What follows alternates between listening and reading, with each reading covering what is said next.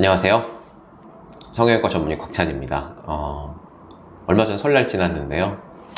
이번 설날에 뭐 딱히 와이프랑 할 일도 없고 해서 또 되게 흥행하기도 한다고 해가지고 오랜만에 영화 한 편 보고 왔는데, 왕과 사는 남자 영화 봤거든요. 근데 그거 보고 나서 이제 평소에 제가 또 역사를 좀 좋아하기도 하고, 또 저희 아들한테 이것저것 뭐 조언하는 컨셉으로 또 채널을 운영하고 있다 보니까 영화 보고 나서 몇 가지 좀 생각나는 것도 있고, 이래서 아들한테 역사 공부를 좀 하면 좋다, 역사도 정말 재미있다, 이런 얘기 좀 해주고 싶어서 몇 가지만 남겨보려고 짧게 영상 한번 만들어 보겠습니다.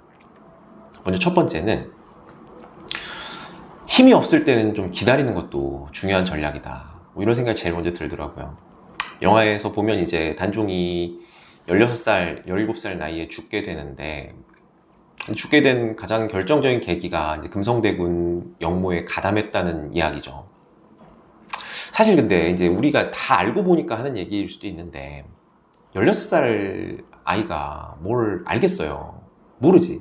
그 판단할 능력도 없고, 뭔가를 결정할 만한 위치에 있지도 않고, 근데 이제 젊은 혈기에 뭔가 억울하다는 마음이 들어서 막 이런 생각이 좀 들었을 수도 있을 것 같은데, 우리 입장에서 생각해보면 3, 4년만 기다렸으면 어땠을까? 20살, 21살. 느낌이 다르잖아요. 16살짜리가 하는 얘기랑 21살짜리가 하는 얘기랑. 사실 그리고 수양대군은 계속 나이가 들고 죽을 거고, 실제로 왕위에 11년인가 있다 바로 죽잖아요. 그러니까 10년만 기다렸으면 다시 단종이 왕이 되는 게 어찌 보면 너무 당연한 거예요. 근데 이제 그걸 기다리기가 어려운 거죠. 사실 단종이 그런 판단이 안 됐다면 이 숙부인 금성대군이 막았어야 된다, 이렇게 생각을 하는데, 만약에 옆에서 이제 역모를 하자, 금성대군한테 막 부추기는 무리가 있어도 금성대군이 오히려 아니다, 형님한테 무슨 얘기냐, 단종한테도 지금은 좀 참으셔야 된다, 이렇게 만약에 다독이고 한 5년만 참았으면 어땠을까, 이런 생각이 든단 말이죠. 사실 역사적으로 이런 얘기들 끝도 없이 많아요. 제 삼국지도 옛날에 한번 리뷰한 영상이 있었는데, 삼국지 후반부에 보면 사실 어지간한 뭐 관도대전, 적벽대전보다 훨씬 큰 사건인 고평릉 사건이라는 게 있거든요. 근데 그게 뭐냐면, 사마이가 조상이라는 사람한테 정권을 다 뺏기고 10년 동안 바보 행세를 하고 살아요. 그러다가 막판에 이제 조상이 사냥을 하러 나간 틈에 갑자기 반란을 일으켜가지고 정권을 잡고, 실제로 그것 때문에 위나라가 망하고 나중에 사마씨가 진나라를 건국해가지고 삼국시대가 끝나잖아요. 그러니까 사실상 삼국시대가 끝나는 사건이야, 고평릉 사건이. 근데 그 고평릉 사변을 일으키기까지 사마이가 얼마나 오랫동안 참았겠어요. 10년을 기다렸단 말이에요. 뭐 역사적으로 그런 일 너무 많죠. 뭐 도쿠가와 이에야스는 자기 자식을 죽여가지고 목숨을 구걸해가지고 30년을 참죠. 참아가지고 결국에 나중에 이제 에도막부를 건설하고 일본을 통일하고, 뭐 태공망은 80세가 돼서 벼슬을 했다, 한씨는 뭐 바짓가랑이 밑을 기어가가지고 참았다. 뭐 조선에서도 그런 얘기 많죠.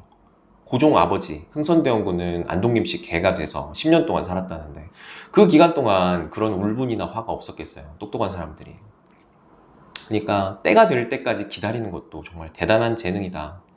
기다리는 것도 정말 중요한데 대부분 폭락장이 되면 참지 못하고 사람들이 다 주식 팔고 이런 거 생각해보면 참 기다리는 게 쉬운 재능은 아닌 것 같아요. 두 번째는, 영화 중간에 처음 부분에 나오잖아요. 성산문 사건이 나오는데, 일단은 뭐 제가 역사를 저도 막 역사를 그냥 취미생활로 보는 거니까 뭐 얼마나 대단하게 알지는 못하지만, 저는 기본적으로 성산문이라는 인물이 그렇게까지 막 엄청 충신의 아이콘 이렇게까지는 생각하지 않거든요. 왜 그러냐면, 성산문이라는 인물이 애초에 만약에 성산문이 수양대군 편이 아니었다면, 계유정난을 일으켰을 때 한명회가 살생부를 가지고 입고라는 대신들 보고서 저 사람은 죽여라, 이 사람은 살려라, 이렇게 한다는데, 애초에 수양대군 편이 아니었다면 그때 죽었을 거예요. 당연하잖아. 근데 그때 살아남았다는 것 자체가 이미 수양대군 편인 거예요. 실제로 성산문이 이 정난공신 3등의 봉해지거든요. 그러니까 수양대군이 반란 일으킨 건 축하하는 자리에서 너도 공이 있었다 하고 성산문을 올려준단 말이야. 그러니까 애초에 성산문이 수양대군이 약간 편을 들었어. 그리고 실제로 안평대군이 죽을 때도 성산문이 아무 말 안 해요. 그러니까 약간 찬성을 하는 입장이었던 거야. 근데 이제 일종의 저는 파워게임에서 밀렸다고 보거든요. 뭐 한명회나 권람 같은 이제 권신들이 자리를 차지하고 계속 잘 나갈 때 자기는 그만큼 승진을 못 하는 거지. 그러니까 이제 이거 봐라, 나한테 이만큼밖에 안 해준다고 생각을 하니까 이제 다시 뭔가 이제 정통성을 명분으로 반란을 계획한 게 아닌가, 이런 생각을 좀 하는데, 근데 이 성산문 사건이 어떻게 끝나는지는 이제 알만한 사람들 다 아는데, 나중에 이제 뭐 명나라 사신이 오는데 그때 거기 별순검이라고, 별운검인가? 뭐 아무튼 호위대장으로 나가는 사람이 이제 성산문 편인데, 호위대장을 이제 칼을 차고 들어갈 수 있으니까 그때 이제 세조를 죽이자리 생각을 했는데, 그때 이제 칼을 차고 들어오지 말라고 하잖아요, 막판에. 그러니까 갑자기 거기서 이제 성산문이 계획을 틀어가지고 오늘 반란 일으키면 안 되겠다 하고 틀잖아요. 근데 이제 그랬다가 이렇게 한번 거사를 하기로 마음 먹었다가 틀면 그게 이제 반드시 배반자가 생기고, 김질인가 하는 사람이 이제 배반을 해가지고 이제 그렇게 해서 걸리잖아요. 근데 이게 성산문 사건에서 이제 제가 느끼는 게, 확실히 뭔가 일을 계획을 하고 중요한 일을 계획을 했고 어느 정도 하기로 마음 먹었으면 어느 정도 좀 어그러지는 것 같아도 밀어붙이는 게 필요하긴 하다. 중간에 꺾으면 반드시 실패한다. 이거 역사적으로도 진짜 이런 비슷한 일들 많거든요. 뭐 광해군 인조반정 때도 사실 일 여러 번 세워나가고 엎어질 뻔했다고 하는데 그래도 결국 그냥 하잖아요. 이괄이라든지 이런 인물들이. 뭐 박정희 대통령도 옛날에 5.16 쿠데타, 반란이죠, 일종의. 5.16 하기 전에 한강다리 앞에서 막걸리를 그렇게 많이 마셨다잖아요. 이거 맞나? 해야 되나 말아야 되나?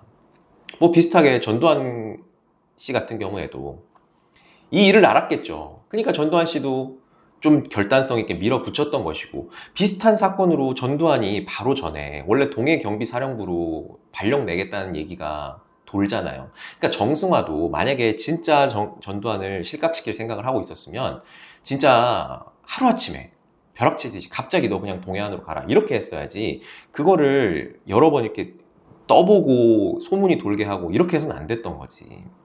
비슷하게 김영삼도 한화에 척결할 때 하루아침에 하잖아요. 뭐 카이사르도 옛날에 루비콘강을 건널 때 그렇게 망설였다고 하잖아요.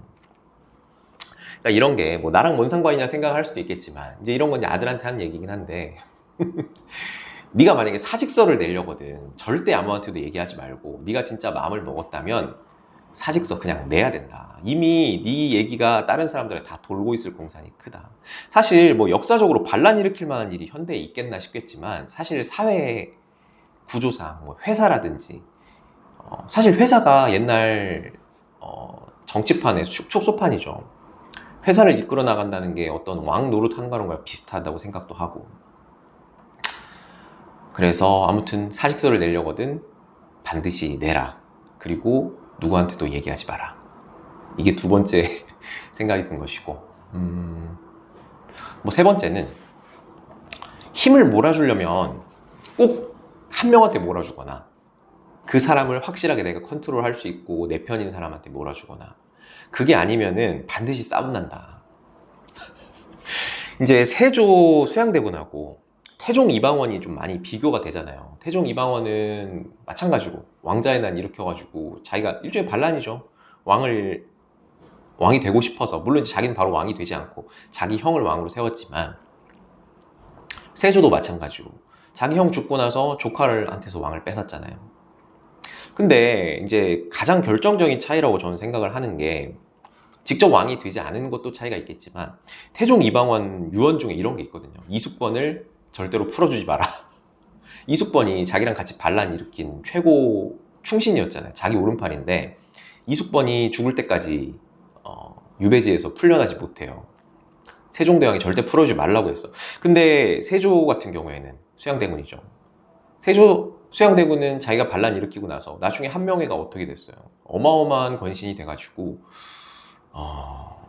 지금의 압구정이 다 한명회 땅이었다고 하잖아요. 지금 압구정 현대아파트 어마어마하잖아요.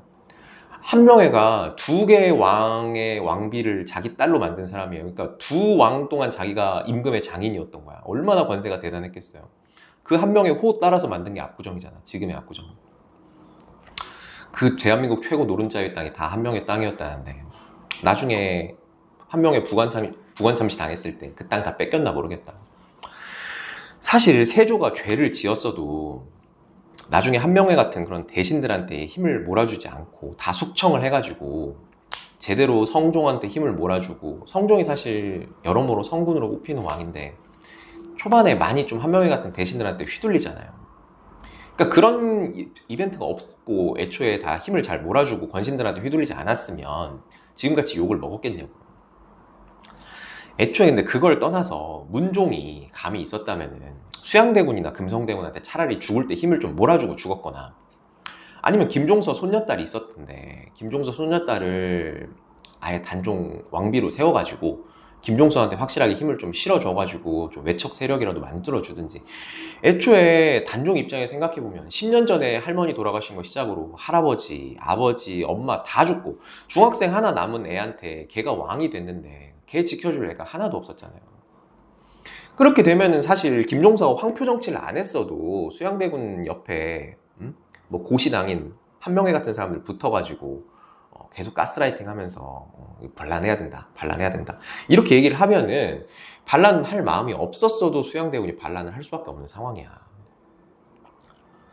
그러니까 우리도 보면은 나중에 직원을 고용하게 돼도 이런 걸 꼭 생각을 하면 좋은 것 같아요.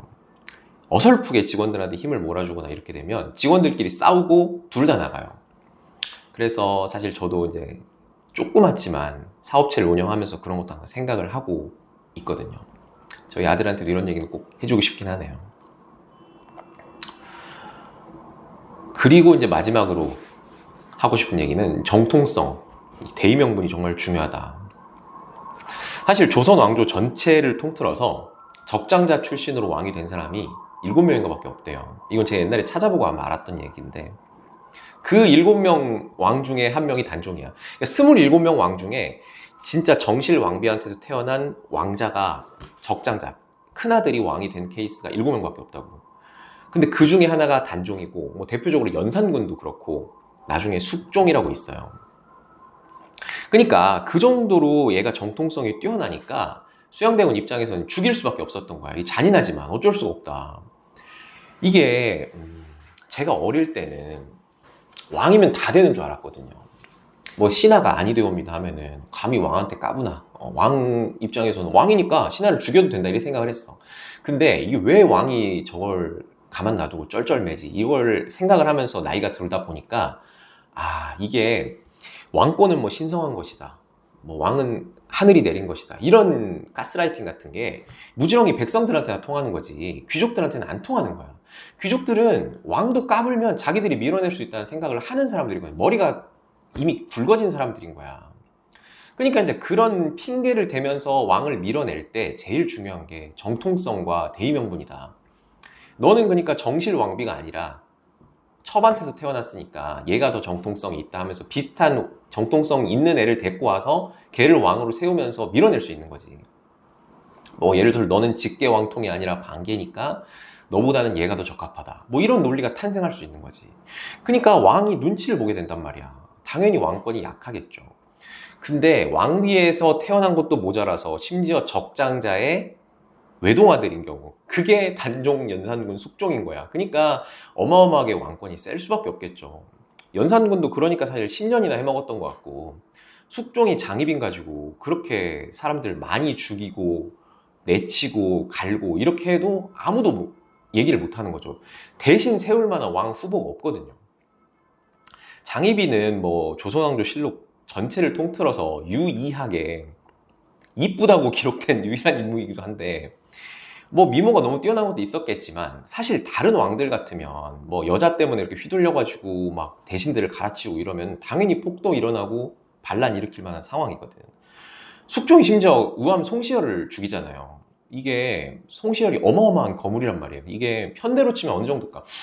얼마 전에 죽은 뭐 칠선 국회의원 뭐 이해찬도 사실 좀 약하고, 뭐 김대중이나 김영삼 정도 되겠네요. 그 정도 되는 사람을 다른 당이라는 이유로 죽인 거야. 뭐 전두환 예를 들어서 김대중 죽였다고 쳐보자, 이런 정도 사건인 거야. 근데 아무 반란도 일어나지 못하고 그냥 지나가잖아요. 아무튼 세조가 이제 그렇게 공포 정치를 하고 역모를 일으키면 다 이렇게 죽이잖아요. 3대를 몰살시키고 이렇게 하는데도 계속 반란이 일어나잖아. 뭐 안평대군 사건이나 뭐 성산문 사건, 뭐 금성대군 사건, 영화에도 나오죠. 근데도 계속 이렇게 반란이 일어난 이유가 이 대의명분이 그만큼 중요한 거예요. 그러니까 카카오맵 지금도 광릉 보면은 리뷰가 아예 테러가 일어나가지고 리뷰 닫았잖아요. 뭐 네이버 지도 가보면은 세조묘에 세조 수양대군묘 광릉 리뷰 보면은 지금도 막 그렇게 육두문자만 써있고 욕들을 하고. 그러니까 이제 후세 사람들도 그렇게 대의명분이 중요하다고 생각을 하는 거죠. 그러니까 만약에 일을 벌이고 싶다면 억지로라도 대의명분을 만들어야 된다. 없으면 만들어라. 그만큼 대의명분이 중요하다. 뭐 이런 생각을 좀 해봤습니다. 뭐 몇 가지 얘기를 좀 해봤는데요. 또 뭐 생각나는 거 있으면 한 번씩 올려보는 채널 만들어 보도록 하겠습니다. 오늘 일단 여기까지고요. 재미있었으면 따봉만 한번 눌러주시면 감사하겠습니다.